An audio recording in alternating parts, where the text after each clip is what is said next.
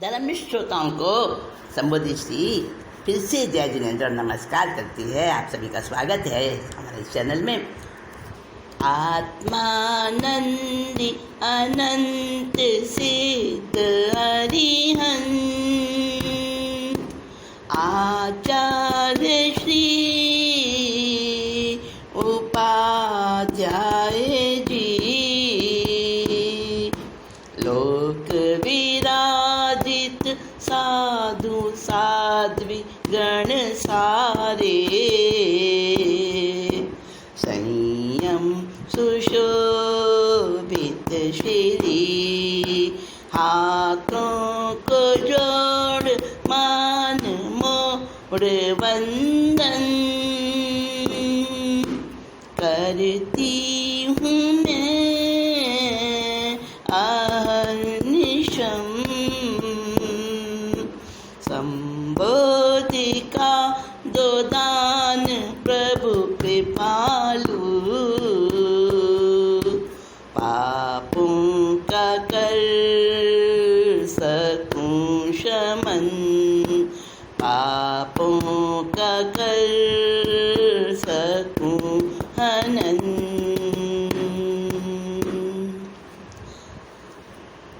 पंच परमेष्ठी भगवंतों को, चरम तीर्थेश प्रभु महावीर को, गुरु भगवंतों को असीम श्रद्धा प्रणतिपात पूर्वक भाववंदन आप सभी और आप सभी के अंतःकरण में विराजित श्रेष्ठतम शुद्धतम परमात्म तत्व को मेरा अभिनंदन मंगल कामना।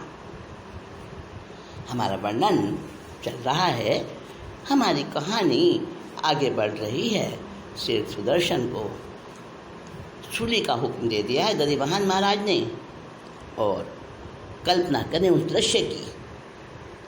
चारों तरफ लोगों में भगदड़ मची है, लोग अपना छाती पीट रहे हैं, सिर कूट रहे हैं। अरे अरे हाय हाय, ये क्या देख रहे हैं हम?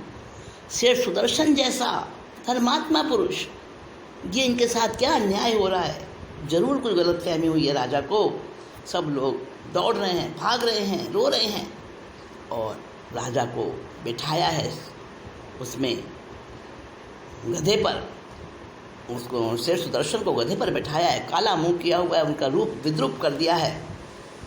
आगे आगे फूटा फूटा ढोल बज रहा है, सारे नगरी में कोलाहल, चंपा नगरी में पूरा इस घटना से हर व्यक्ति व्याकुल हो रहा है। और सुदर्शन सेठ, उनके अंदर में क्या चल रहा था? बाहर से तो बड़े निश्चल दिख रहे थे, पर वो भीतर में भी वैसे ही थे। धर्म पे पूरी श्रद्धा, पूरी निष्ठा, और उसी आस्था निष्ठा के साथ उन्होंने एक और अभिग्रह धारण कर लिया कि जब ये संकट मेरा दूर होगा तभी मेरा सागारी संथारा पालूंगा, तभी अंजल लूँगा, और परमेष्ठी देव परमेष्ठी का नवपद परमेष्ठी का जाप भीतर ही भीतर चल रहा है। इधर जो उनकी पत्नी मनोरमा, हाँ भूले नहीं होंगे आप, मनोरमा से विवाह हुआ था ना उनका, 6 पुत्र थे। हाँ, तो मनोरमा तक भी ये बात पहुंची, किसी ने उसको सूचना दे दी, और जैसे उसके घर के पास में वहाँ उसके श्रेष्ठी वीथी में भी जब उनका वो जुलूस पहुंचा, अब मनोरमा अपने पति की हालत देखती है, उसका दिल धक से रह गया। वो भी बड़ी पतिव्रता चरित्रनिष्ठ महिला थी, धार्मिक थी।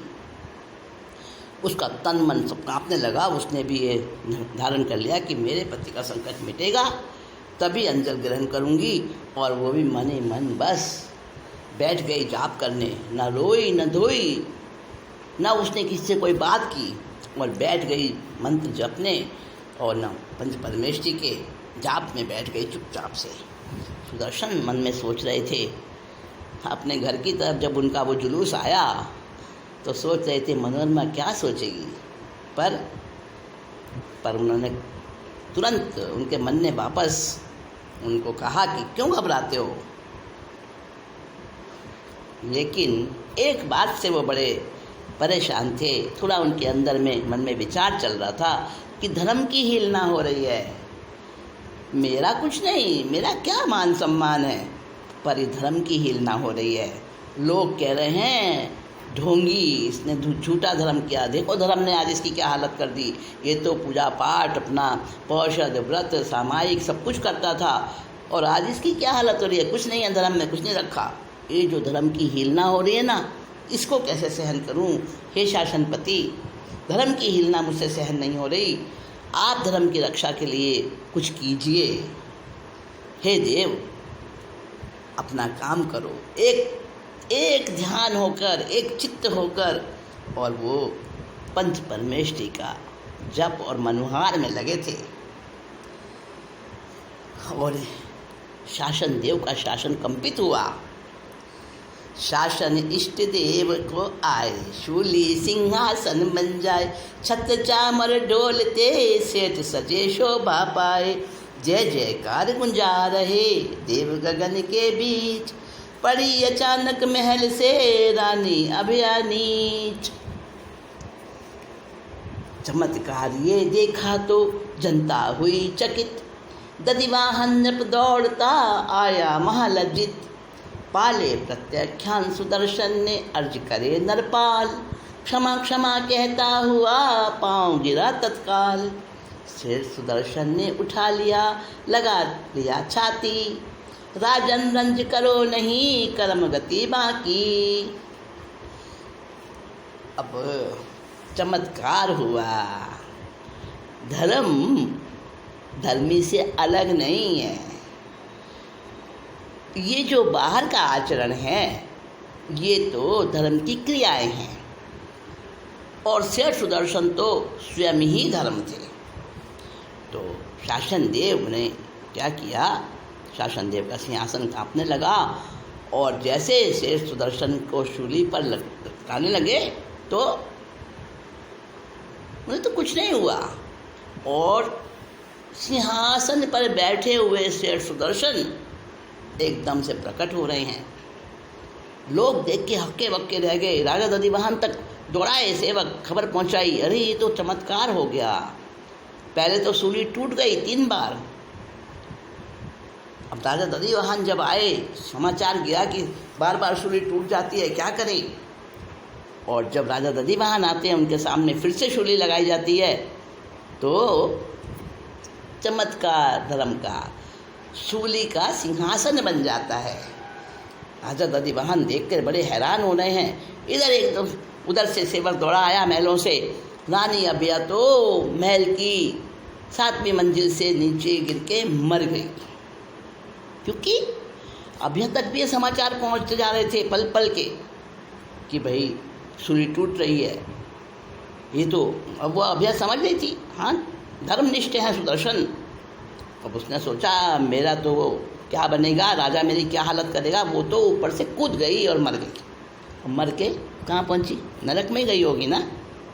ऐसे क्लिष्ट भावों से जो मरते हैं उनकी सदगति तो कभी नहीं होती है। और जनता ने चमत्कार देखा और जय जयकार हो रही है।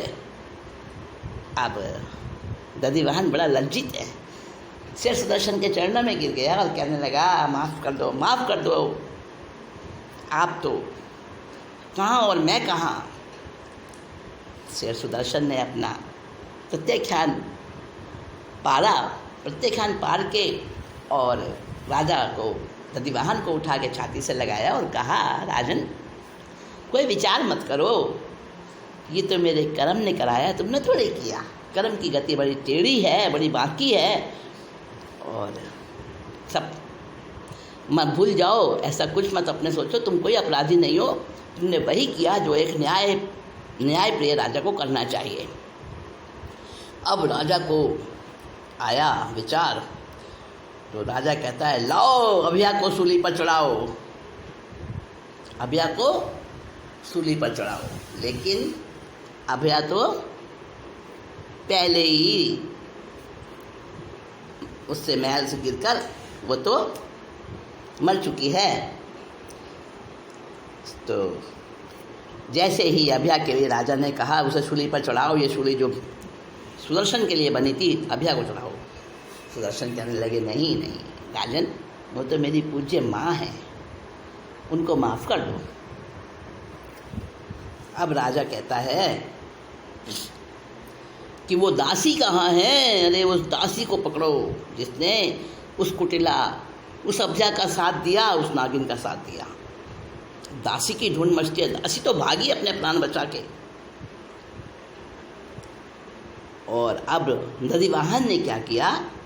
जो राजा का प्रिय पट्ट हस्ती था दधिवाहन महाराज का, उसको सजा सजा के और शेर सुदर्शन को उस पर बिठाया और बड़ी उसकी मतलब स्वागत और सत्कार सम्मान किया। शेर सुदर्शन का पट्ट हस्ती पर धूमधाम से बैठाकर गाजे बाजे के साथ, और शेर सुदर्शन को पूरी नगरी में उनका वो सवारी निकाली गई, नगरी में शोभा यात्रा निकाली गई, घर घर तक। और जो लोग अभी देख चुके थे, कहाँ शूली पर ले जाते हुए उन्हें, वो देख रहे हैं शेर सुदर्शन मुकुट पहने सजे धजे और शोभा यात्रा निकल रही है उनकी। अपने घर पहुँचे, मनोरमा की आंखों से आंसू बहने लगे खुशी के। उनकी पत्नी मनोरमा, उसने भी अपना जाप और ध्यान पूरा किया, पति के चरणों में सिर रख के, और कहने लगी धर्म की महिमा बड़ी अपरंपार है। और इस तरह से दोनों सोचने लगे पति पत्नी कि आज धर्म का कैसा चमत्कार देखा।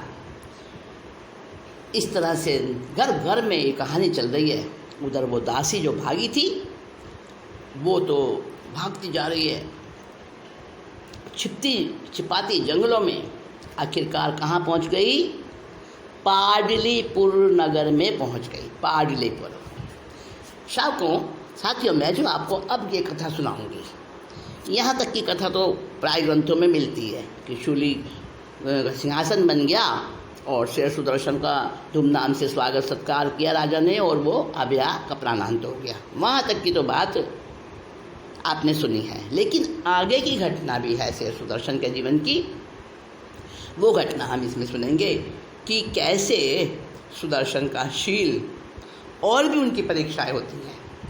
तो आगे की घटना विशेष है, जो आप ध्यान से सुने, जो आपने कम सुनी होगी, शायद नहीं सुनी होगी।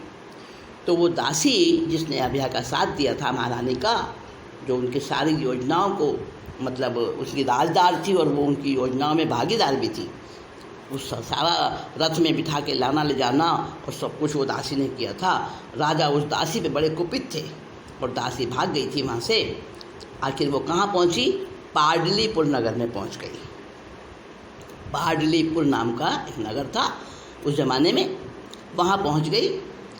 और वहाँ पर एक नगर गणिका थी, वेश्या, तो देवदत्ता उसका नाम था।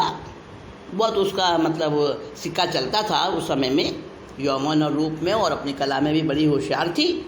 और उसके यहाँ उसको नौकरी भी मिल गई दासी। एक दिन ऐसे ही बातों बातों में उसने अपनी कहानी सुना दी, अभया महारानी की बात बता दी कि भाई शेर सुदर्शन है, क्या कहना है उनके धर्म का, उनके धर्मशील का, उनके चरित्र का, उनकी अखंड भव्यता का। अब वो तो वैश्या थी, नगर गणिका थी, उसका तो चरित्र कैसा होगा हम समझ ही सकते हैं। तो गणिका ने जब ये सुना शेर सुदर्शन इतने मजबूत हैं, लौह पुरुष हैं, और उनके जो वस्त्र सामायिक में वो पहनते थे, वो वस्त्र भी इतने चमत्कारी हैं कि अगर किसी के मतलब बीमार के ऊपर वो वस्त्र डाल दिया जाए तो वो ठीक हो जाता है।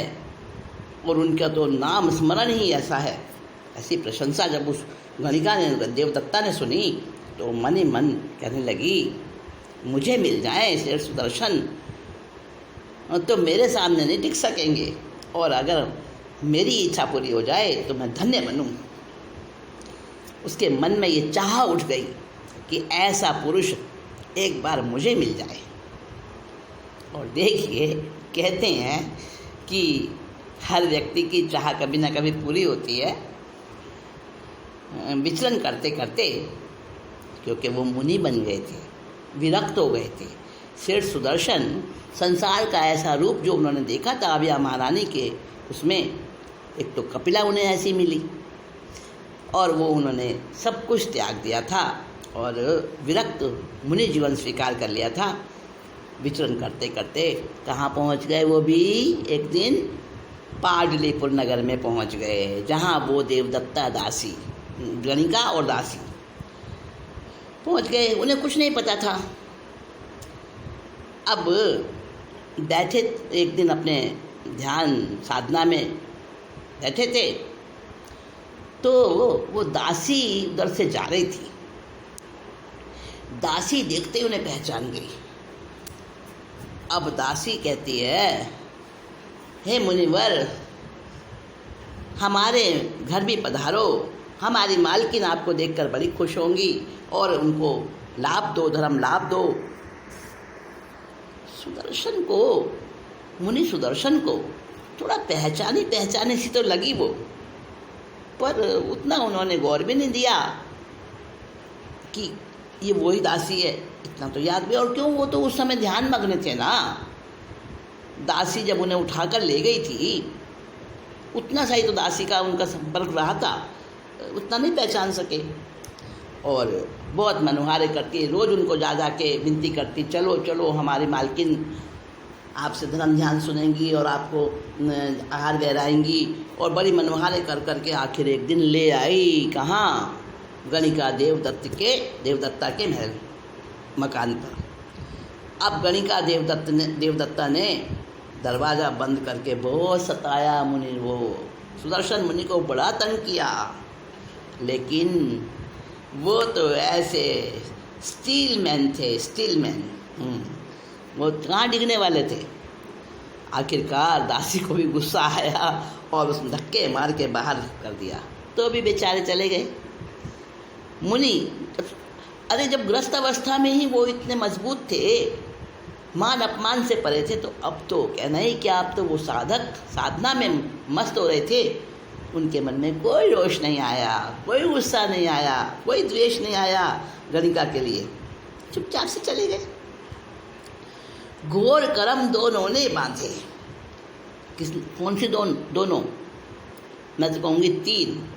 एक तो कपिला, एक वो अभया महारानी, और एक ये तीसरी गणिका, और दासी भी थी बीच में। इन सब ने घोर कर्म बांधे। भव में इन्हें ऐसा मिलेगा, कर्मों का फल रुलेंगी जन्मों जन्मों। संभावलीन मुनिराज, वो तो अपने ध्यान की मस्ती में चलती रही गाड़ी, जीवन बीतता रहा। अभया जो मर गई थी महारानी, ऊपर से गिर के वो मर के व्यंत्री बनी। व्यंत्री समझ गए? 4 प्रकार के देव होते हैं, भवनपति देव, मान्यंतर देव, ज्योतिषी देव और वैमानिक देव। तो व्यंतर देव जो होते हैं, उनकी जो देवियाँ होती हैं व्यंत्री कहलाती हैं। तो व्यंत्री बनी अभया मरकर, और व्यंत्री बनने के बाद उसको अवधि ज्ञान होता है, देवों को, देवियों को भी होता है। तो वो अवधि ज्ञान में देखती है और उसको पता चल जाता है कि वो सुदर्शन अब कहाँ है। बैर जगता है पुराने पिछले भव का, मुनि के पास आती है, सुदर्शन मुनि के पास भयंकर रूप बना के उनको सताती है। याद आ गया संगम ने कैसे कैसे रूप बनाए थे, संगम देव ने भगवान महावीर को। इसी प्रकार से अनेकों प्रकार से, अनेकों तरीके से रूप बना कर कभी भयंकर शेर बनती है, सिंहनी बनती है, चींटे बनती है, वो मक्खियाँ बनती है डंक मारने वाली, और तरह तरह के सींग और कैसे कैसे पंजे नुकीले, और ऐसे ऐसे रूप बना के उनको वो त्रास देती है, सताती है। लेकिन मुनि सुदर्शन तो निर्विकार अपने शुक्ल ध्यान की उस धारा में चल रहे थे। वहाँ पहुँच गए और विशुद्धि बढ़ती जा रही थी। जैसे जैसे उनके कष्ट बढ़ रहे थे, वैसे वैसे उनकी आत्मा से लगन लग रही थी। और क्या हो रहा है, मेरे शरीर को कष्ट दिया जा रहा है, सब तरफ से उनका ध्यान हट चुका था। और वो कहाँ पहुँच गए? विशुद्धि बढ़ गई और शुक्ल ध्यान के 4थे पाए पर पहुँच गए, उच्च अवस्था में पहुँच गए। खपाए सारे घाती कर्म केवली मन विचरें, आयु के चरमांत में पद अजर अमर का वरे। उन्होंने सारे घाती कर्म खपा लिए और उसी स्थिति में उनको केवल ज्ञान, केवल दर्शन प्रकट हुआ और केवली बनकर बहुत समय तक विचरते रहे। जब उनकी आयु का समय पूरा हुआ तो अजर अमर पद का उन्होंने वर्णन किया, अर्थात सिद्ध बुद्ध मुक्त बने। ब्रह्मचर्य व्रत पाल के ब्रह्म ही खुद हो गए, मुनि सुदर्शन सेठ की बोलो सब मिलकर जय जय। अहो जैसे रहे सेठ सुदर्शन निर्विकार त्रिया के पास, निष्कलंक रह सके है कौन कर काजल कोठरी वास। जैसे शेर सुदर्शन ऐसी ऐसी कामुक स्त्रियों के साथ निर्विकार भाव से रहते रहे, जीत गए, अपने आप को, अपने शील को अखंडित रखा, वैसे काजल की कोठरी में घुसकर कौन ऐसा है जो बेदाग बच जाए, बहुत ही विरले होते हैं। तो कहा शील के प्रभाव टले अपना स्वभाव ध्रुव, सूर्य चंद्र पहाड़ सागर काले काले विषधर, सिंह बने काम धेनु शस्त्र पुष्प माल बन, ज्वाला का हो जल शीतल प्राण शत्रु मित्र वर, देवेंद्र योगींद्र सारे शील का करे बखान, डाकिन शाकिन नागिन भूत प्रेत भगे डर कर, पातक हरण दर्श ब्रह्मचारी के हैं सदा, स्पर्श ऐसा मंगल सर्वरोग हारी सुख कर, सुनो सुज्ञानी वाणी नित्य संबोधि धरो, महिमा अपार शील की है अति अनुत्तर, महिमा अपार शील की है अति अनुत्तर। तो साथियों, ये सवैया मैंने आपको सुनाया जो शील की प्रशंसा में कहा गया है, चारित्रनिष्ठ व्यक्ति की प्रशंसा में कहा गया है कि शील का प्रभाव कैसा होता है कि काला विषधर भी चला जाता है, वो भी नुकसान नहीं पहुंचाता। सूर्य चंद्र सागर पहाड़ सब अपना अपना स्वभाव भूल जाते हैं। शेर जो है कामधेनु गाय बन जाता है और शस्त्र फूलों की माला बन जाता है, ज्वाला का जल शीतल हो जाता है और देवेंद्र योगेंद्र सब इस ब्रह्मचर्य का बखान करते हैं पर पाल नहीं पाते। बड़े से बड़ा देवों का इंद्र भी वो भी वासना का गुलाम है। शील पालने वाले बहुत ही दुर्लभ होते हैं और इसीलिए ये सब पापों का नाश ब्रह्मचारी का दर्शन ही कर देता है। जो अखंड ब्रह्मचारी होता है उसका तो दर्शन ही सब पापों को हरने वाला है, उसका स्पर्श भी सब सुखों को देने वाला है। इसीलिए कहते हैं शील की महिमा बड़ी अपार है और इसलिए ये शील रतन सबके लिए पूरी तरह संभालने योग्य है और इसको अखंड रखने के लिए हमेशा चेष्टा करनी चाहिए। शील की 9 बार जो हमने करी थी, 3 बार हमने बताई थी और चौथी बार में ब्रह्मचारी स्त्री या पुरुष जो होते हैं, पहली बार में क्या बताया था कि जहाँ पर एकांत हो वहाँ पर स्त्री पुरुष अकेले ना रहें, अगर रहते हैं तो चूहा और बिल्ली का दृष्टांत। दूसरी बार क्या है कि स्त्री और पुरुष आपस में एक दूसरे की विरोधी सेक्स की कथा वार्ता ना करें, अगर करते हैं तो नींबू इमली और रसना यानी जीभ का दृष्टांत। तीसरी बार में बताया था कि जहाँ स्त्री बैठी हो वहाँ 2 घड़ी तक 48 मिनट तक उसके जाने के बाद भी पुरुष ना बैठे, और इसी प्रकार से जहाँ पुरुष बैठा हो वहाँ स्त्री ना बैठे। और विज्ञान भी इन सब बाणों का समर्थन कर रहा है, इनका प्रमाण आज मिल रहा है कि ये बाणें ऐसे ही व्यर्थ नहीं बनी हैं, इसके पीछे बड़ा महत्व है, सार है, कारण है। तो चौथी बार में बताया कि जो मतलब सजे धजे स्त्री पुरुष हों एक दूसरे को विकारी दृष्टि से ना देखें, अगर देखते हैं तो सूरज और कच्ची आँख का दृष्टांत। कच्ची आँख का मतलब है कमज़ोर आँख वाला, जैसे जन्मता बच्चा होता है, अगर उसको सूरज की तरफ टकटकी लगा के देखने लगे वो, उसको ऐसे सूरज दिखाया जाए टकटकी लगा के, प्रचंड सूर्य के दर्शन हो, अंधा हो जाएगा, उसकी आंखें चली जाएंगी।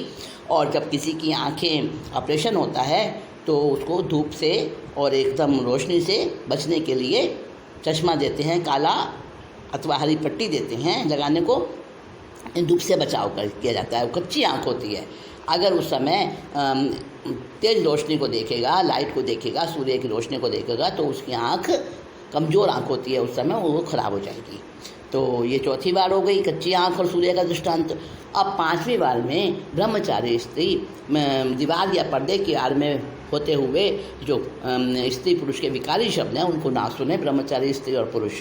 तो उससे भी उन शब्दों को, जैसे हंसी, खिलखिलाहट और इस तरह के काम विकार पैदा करने वाले मजाक इत्यादि, और उनसे जो है मतलब भावना खराब हो सकती है, विकारी बन सकती है भावना। तो पांचवीं बार में ये बताया उनसे परहेज करें, जैसे कि मोर और बादलों का गर्जन। जब मोर मतलब गर्जन को सुनता है तो वो रुक नहीं पाता और नाचता है बेसुध होकर। इसी तरह से विकारी शब्दों को सुनकर अपने अंदर भी विकारी भावना उत्पन्न होती है और कुछ भी शील खंडित हो सकता है। ये पांचवीं बार है। छठी बार में बताया कि ब्रह्मचारी जो स्त्री पुरुष हैं वो जो है ना पहले के भोगे हुए, पहले समय में जो भी काम विकार उनको मिले थे, अच्छी वस्तुएं, सुंदर सुख, आराम, सुविधा और काम भोग, उनको बार बार याद नहीं करे, अगर करते हैं तो डोकरी और बटाऊ का दृष्टांत, और जिन लक्षित जिन पाल का दृष्टांत। तो वो मतलब याद करने से उस चीज़ को वापस आके, और वैसा जैसे कि है ना वो बूढ़ी अम्मा थी, उसके घर पर रुके थे सैनिक, जाते समय रात हो गई थी, रुक गए थे वहाँ। तो बूढ़ी अम्मा ने उनको वो खिलाया था कुछ, अब वो बनाते समय उसमें सांप चला गया था, उसको बेचारे को पता नहीं चला था, और उसने तो अच्छे भाव से खिलाया था। वो अपना सुबह निकल जाते हैं, चले जाते हैं। अब जब वो बर्तन साफ करने बैठती है तो उसको सांप के टुकड़े टुकड़े दिखाई देते हैं, वो बड़ी पछताती है। लेकिन 12 साल के बाद वो वापस आ जाते हैं, उनको तो कुछ नहीं होता है। तो बूढ़ी माँ के मुँह से निकलता है, अरे बेटा तुम जिंदा हो, और सारी घटना सुनकर वो उस समय मर जाते हैं। यानी जब जहर का पदार्थ उन्होंने खाया तब तो मरे नहीं, और बाद में याद करने से मर गए। तो इसलिए पुरानी बातों को, पुराने काम भोगों को याद करना डोकरी और बटाऊ का दृष्टांत के समान है। बटाऊ यानी वो राहगीर, चलने वाले। ये हो गई आपकी छठी बार। अब सातवीं बार में क्या है, नित्य नित्य हर रोज सरस सरस स्वादिष्ट भोजन ना करे ब्रह्मचारी। अगर करता है तो क्या होता है, सन्निपात के रोगी को दूध और मिश्री का दृष्टांत। सन्निपात का रोग जिसकी सब वात, पित्त और कफ तीनों धातुएं जो है असंतुलित हो जाती हैं, सन्निपात कहते हैं उसे। और अगर उस हालत में दूध में मिश्री डाला हुआ अगर उसको वैसा पिलाया जाए तो उसका रोग और ज़्यादा बढ़ता है। तो इसलिए रोज़ स्वादिष्ट आहार ना करे। और अगली बार में 8वीं बार में बताया कि रूखा सूखा आहार भी ठूस ठूस कर ना करे। तो शेर की हांडी में सवा शेर का दृष्टांत। जैसे मतलब शेर भर अनाज पकता हो, उस हांडी में अगर ज़्यादा अनाज पका दिया जाए तो वो हांडी फूट जाती है। तो इसी तरह से अगर रूखा सूखा आहार भी अगर ठूस ठूस का खाए, भूख से ज़्यादा खाए, तो वो काम विकार उत्पन्न करता है, प्रमाद को लाता है। तो इसलिए वो भी मना किया है। फिर 9वीं बार में बताया कि शरीर की विभूषा श्रृंगार ना करे, अगर करे तो रंग के हाथ में रत्न का दृष्टांत। यानी कि शरीर को सजाना, संवारना, हाव भाव अच्छा बनाना, दिखाना, दूसरों को आकर्षित करना, इस तरह से अगर करते हैं तो हमारा शील खंडित हो सकता है, शील में दोष लग सकता है। और जैसे कि किसी को रत्न मिल जाए और वो रत्न उछालता उछालता चले तो क्या होगा, कहीं रत्न गुम जाएगा, उससे छिन जाएगा, कोई छीन लेगा और या कोई चुरा लेगा। तो रंग के हाथ में रत्न का दृष्टांत बताया। और उसके बाद 9 बार बताएंगे। उसके बाद 10वां कोट बताया, यानी बाउंड्री। तो उसमें बताया कि 6 वर्ष की मतलब लड़की जो है पिता के साथ ना सोए, और 6 वर्ष का जो पुत्र है वो माँ के साथ ना सोए। अगर सोता है तो उसमें भी ब्रह्मचर्य का दोष मानते हैं। तो ये आपको विचित्र लग सकता है, परंतु ज्ञानी जनों ने अपने ज्ञान में देखकर ये सब चीज़ें बताई हैं। तो शील की, चारित्र की और ब्रह्मचर्य की सुरक्षा के लिए 9 बार बताई गई हैं। सुदर्शन सेठ का दृष्टांत हम सब ने सुना, और शील की महिमा कैसी है, जिससे कि मतलब समुद्र भी एक नाली के समान बन जाता है और अग्नि भी शीतल जल बन जाती है। सारे ही संसार के जो डाकिन शाकिन भूत प्रेत सब शील के प्रभाव से शांत हो जाते हैं। शील की बड़ी महिमा है, हम इसको पालें, देखें, समझें और अपने जीवन में आचरण में लाएंगे तो साथियों हम सब के लिए ये शील रत्न बहुत ही चमत्कारी और हमें मनवांछित फल देने वाला रहेगा। तो इसी भावना के साथ इतना ही कहकर, आज थोड़ा लंबा हो गया, आज इतना ही कहकर मैं विषय को पूरा कर रही हूँ।